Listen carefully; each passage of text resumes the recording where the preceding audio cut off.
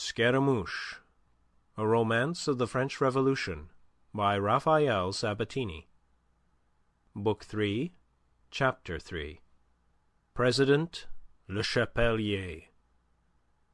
The ferment of Paris, which during the 2 following days resembled an armed camp rather than a city, delayed the burial of Bertrand des Amis until the Wednesday of that eventful week. Amid events that were shaking a nation to its foundations, the death of a fencing master passed almost unnoticed even among his pupils, most of whom did not come to the academy during the 2 days that his body lay there. Some few, however, did come, and these conveyed the news to others, with the result that the master was followed to Père Lachaise by a score of young men, at the head of whom, as chief mourner, walked Andre Louis. There were no relatives to be advised so far as Andre Louis was aware. Although within a week of M. des Amis' death a sister turned up from Passy to claim his heritage. This was considerable, for the master had prospered and saved money, most of which was invested in the Compagnie des Eaux and the national debt. Andre Louis consigned her to the lawyers, and saw her no more. The death of des Amis left him with so profound a sense of loneliness and desolation that he had no thought or care for the sudden access of fortune which it automatically procured him. To the master's sister might fall such wealth as he had amassed, but Andre Louis succeeded to the mine itself from which that wealth had been extracted, the fencing school, in which by now he was himself so well established as an instructor that its numerous pupils looked to him to carry it forward successfully as its chief.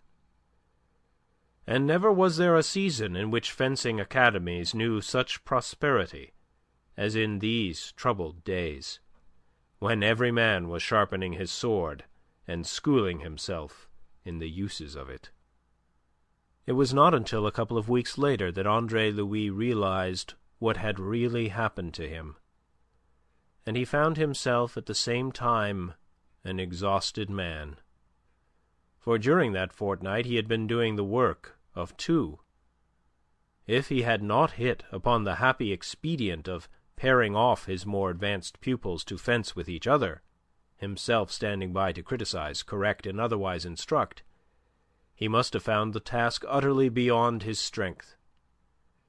Even so, it was necessary for him to fence some 6 hours daily, and every day he brought arrears of lassitude from yesterday, until he was in danger of succumbing under the increasing burden of fatigue.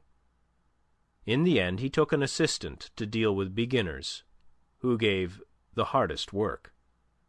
He found him readily enough by good fortune in one of his own pupils named Leduc. As the summer advanced, and the concourse of pupils steadily increased, it became necessary for him to take yet another assistant, an able young instructor named Galoche, and another room on the floor above. They were strenuous days for Andre Louis, more strenuous than he had ever known, even when he had been at work to build up the Binet Company. But it follows that they were days of extraordinary prosperity. He comments regretfully upon the fact that Bertrand des Amis should have died by ill chance on the very eve of so profitable a vogue of swordplay. The arms of the Académie du Roi, to which Andre Louis had no title, still continued to be displayed outside his door. He had overcome the difficulty in a manner worthy of Scaramouche. He left the escutcheon and the legend Académie de Bertrand des Amis, Maître en fait d'armes des Académies du Roi, appending to it further legend, conducted by Andre Louis. With little time now in which to go abroad, it was from his pupils and the newspapers, of which a flood had risen in Paris with the establishment of the freedom of the press, that he learnt of the revolutionary processes around him. Followed upon, as a measure of anticlimax, the fall of the Bastille. That had happened whilst M. des Amis lay dead, on the day before they buried him, and was indeed the chief reason of the delay in his burial. It was an event that had its inspiration in that ill-considered charge of Prince Lambesc, in which the fencing-master had been killed. The outraged people had besieged the electors in the Hôtel de Ville, demanding arms with which to defend their lives from these foreign murderers hired by despotism. And in the end the electors had consented to give them arms, or rather, for arms it had none to give, to permit them to arm themselves. Also it had given them a cockade of red and blue, the colours of Paris.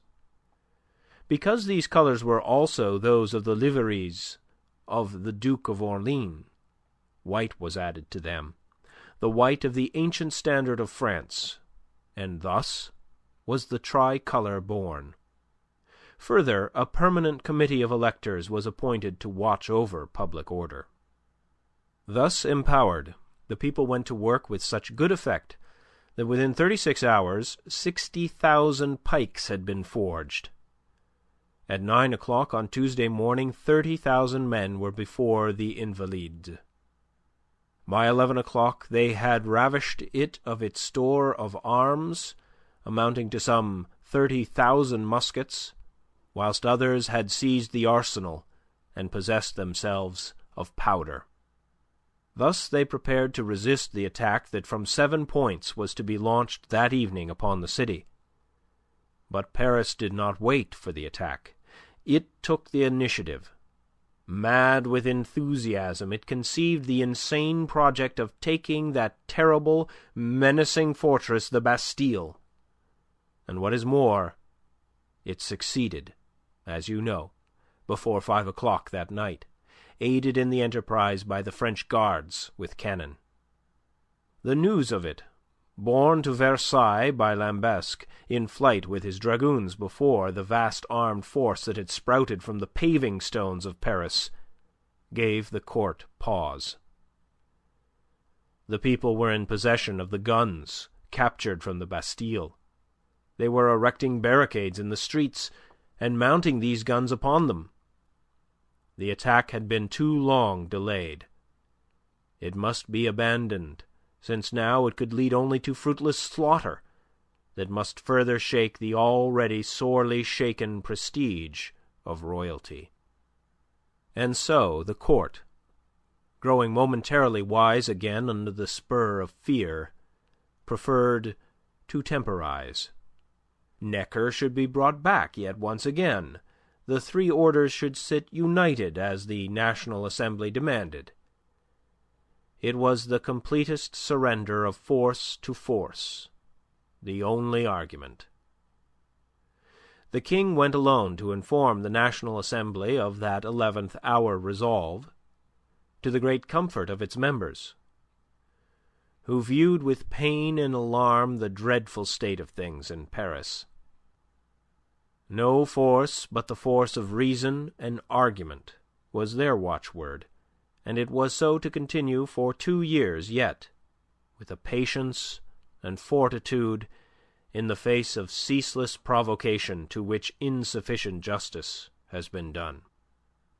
As the King was leaving the Assembly, a woman, embracing his knees, gave tongue to what might well be the question of all France. "Ah, sire, are you really sincere? Are you sure they will not make you change your mind?" Yet no such question was asked when a couple of days later the King, alone and unguarded, save by the representatives of the nation, came to Paris to complete the peacemaking, the surrender of privilege. The court was filled with terror by the adventure. Were they not the enemy, these mutinous Parisians, and should a king go thus among his enemies? If he shared some of that fear, as the gloom of him might lead us to suppose, he must have found it idle. What if 200,000 men under arms, men without uniforms and with the most extraordinary motley of weapons ever seen awaited him. They awaited him as a guard of honour. Mayor Bailly, at the barrier, presented him with the keys of the city. These are the same keys that were presented to Henri IV. He had reconquered his people. Now the people have reconquered their king. At the Hôtel de Ville, Mayor Bailly offered him the new cockade, the tricoloured symbol of constitutional France. And when he had given his royal confirmation to the formation of the Garde Bourgeoise and to the appointment of Bailly and Lafayette, he departed again for Versailles amid the shouts of "Vive le Roi!" from his loyal people. And now you see privilege, before the cannon's mouth, as it were, submitting at last. Where had they submitted sooner, they might have saved oceans of blood, chiefly their own. They come, nobles and clergy, to join the National Assembly, to labour with it upon this constitution that is to regenerate France. But the reunion is a mockery, as much a mockery as that of the Archbishop of Paris singing the Te Deum for the fall of the Bastille. Most grotesque and incredible of all these grotesque and incredible events, all that has happened to the National Assembly is that it has introduced 500 or 600 enemies to hamper and hinder its deliberations. But all this is an oft-told tale, to be read in detail elsewhere. I give you here just so much of it as I have found in Andre Louis' own writings, almost in his own words, reflecting the changes that were operating in his mind. Silent now, he came fully to believe in those things in which he had not believed when earlier he had preached them. Meanwhile, together with the change in his fortune had come a change in his position towards the law, a change brought about by the other changes wrought around him. No longer need he hide himself. Who in these days would prefer against him the grotesque charge of sedition for what he had done in Brittany? What court would dare to send him to the gallows for having said in advance what all France was saying now? As for that other possible charge of murder, who should concern himself with the death of the miserable Binet killed by him, if indeed he had killed him, as he hoped, in self-defence? And so, one fine day in early August, Andre Louis gave himself a holiday from the Academy, which was now working smoothly under his assistance, hired a chaise and drove out to Versailles, to the Café d'Amaury, which he knew for the meeting place of the Club Breton, the seed from which was to spring that society of the Friends of the Constitution, better known as the Jacobins. He went to seek Le Chapelier, who had been one of the founders of the club, a man of great prominence now, president of the Assembly in this important season when it was deliberating upon the Declaration of the Rights of Man. Le Chapelier's importance was reflected in the sudden servility of the shirt-sleeved, white-aproned waiter of whom Andre Louis inquired for the representative. Monsieur Le Chapelier was above stairs, with friends. The waiter desired to serve the gentleman, but hesitated to break in upon the assembly in which Monsieur le Député found himself. Andre Louis gave him a piece of silver to encourage him to make the attempt. Then he sat down at a marble-topped table by the window, looking out over the wide, tree-encircled square. There, in that common room of the café, deserted at this hour of mid-afternoon, the great man came to him. Less than a year ago he had yielded precedence to Andre Louis in a matter of delicate leadership. Today he stood on the heights, one of the great leaders of the nation in travail, and Andre Louis was deep down in the shadows of the general mass. The thought was in the minds of both as they scanned each other, each noting in the other the marked change that a few months had wrought. In Le Chapelier, Andre Louis observed certain heightened refinements of dress that went with certain subtler refinements of countenance. He was thinner than of old, his face was pale, and there was a weariness in the eyes that considered his visitor through a gold-rimmed spyglass. In Andre Louis, those jaded but quick-moving eyes of the Breton deputy noted changes even more marked. The almost constant swordsmanship of these last months had given Andre Louis a grace of movement, a poise, and a curious, indefinable air of dignity, of command. He seemed taller by virtue of this, and he was dressed with an elegance which, if quiet, was none the less rich. He wore a small silver-hilted sword, and wore it as if used to it, and his black hair, that Le Chapelier had never seen other than fluttering lank about his bony cheeks, was glossy now and gathered into a club. Almost he had the air of a petit maître. In both, however, the changes were purely superficial, as each was soon to reveal to the other. Le Chapelier was ever the same direct and downright Breton, abrupt of manner and of speech. He stood smiling a moment in mingled surprise and pleasure, then opened wide his arms. They embraced under the awe-stricken gaze of the waiter, who at once effaced himself. "Andre Louis, my friend, whence do you drop?" "We drop from above. I come from below to survey at close quarters one who is on the heights." "On the heights! But that you willed it so, it is yourself might now be standing in my place." "I have a poor head for heights, and I find the atmosphere too rarefied. Indeed, you look none too well on it yourself, Isaac. You are pale. And the Assembly was in session all last night. That is all. These damned privileged multiply our difficulties. They will do so until we decry their abolition." They sat down. "Abolition? You contemplate so much? Not that you surprise me. You have always been an extremist." "I contemplate it that I may save them. I seek to abolish them officially, so as to save them from abolition of another kind at the hands of a people they exasperate." "I see. And the King?" "The King is the incarnation of the nation. We shall deliver him together with the nation from the bondage of privilege. Our Constitution will accomplish it. You agree?" Andre Louis shrugged. "Does it matter?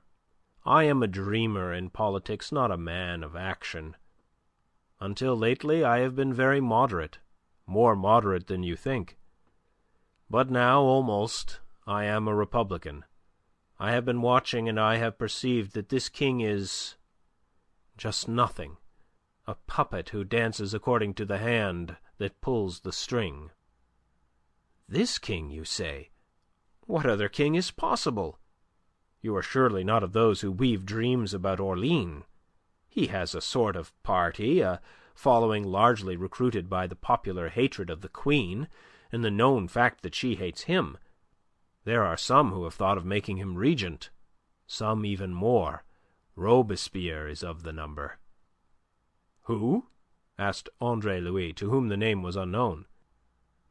"Robespierre, a preposterous little lawyer who represents Arras, a shabby, clumsy, timid dullard who will make speeches through his nose to which nobody listens. An ultra-royalist whom the Royalists and the Orleanists are using for their own ends. He has pertinacity, and he insists upon being heard. He may be listened to some day, but that he or the others will ever make anything of Orleans. Pish!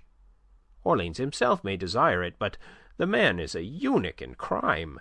He would, but he can't. The phrase is Mirabeau's." He broke off to demand Andre Louis' news of himself. "You did not treat me as a friend when you wrote to me," he complained. "You gave me no clue to your whereabouts. You represented yourself as on the verge of destitution, and withheld from me the means to come to your assistance. I have been troubled in my mind about you, Andre. Yet, to judge by your appearance, I might have spared myself that. You seem prosperous, assured. Tell me of it." Andre Louis told him frankly all that there was to tell. "Do you know that you are an amazement to me?" said the deputy. "From the robe to the buskin, and now from the buskin to the sword. What will be the end of you, I wonder?" "The gallows, probably." "Pish! Be serious. Why not the toga of the senator in senatorial France? It might be yours now if you had willed it so." "The surest way to the gallows of all," laughed Andre Louis. At the moment Le Chapelier manifested impatience. I wonder, did the phrase cross his mind that day 4 years later, when he himself rode in the death cart to the Greve? "We are 66 Breton deputies in the Assembly. Should a vacancy occur, will you act as suppliant? A word from me, together with the influence of your name in Rennes and Nantes, and the thing is done." Andre Louis laughed outright. "Do you know, Isaac, that I never met you, but you seek to thrust me into politics?" "Because you have a gift for politics. You were born for politics." "Ah, yes. Scaramouche in real life. I've played it on the stage. Let that suffice. Tell me, Isaac, what news of my old friend, La Tour d'Azyr?" "He is here in Versailles, damn him. A thorn in the flesh of the Assembly. They've burnt his chateau at La Tour d'Azyr. Unfortunately, he wasn't in it at the time. The flames haven't even singed his insolence. He dreams that when this philosophic aberration is at an end, there will be serfs to rebuild it for him." "So there has been trouble in Brittany." Andre Louis had become suddenly grave, his thoughts swinging to Gavrillac. "An abundance of it, and elsewhere too. Can you wonder? These delays at such a time, with famine in the land? Chateaux have been going up in smoke during the last fortnight. The peasants took their cue from the Parisians, and treated every castle as a Bastille. Order is being restored there as here, and they are quieter now." "What of Gavrillac? Do you know?" "I believe all to be well. M. de Kercadiou was not a Marquis de La Tour d'Azyr.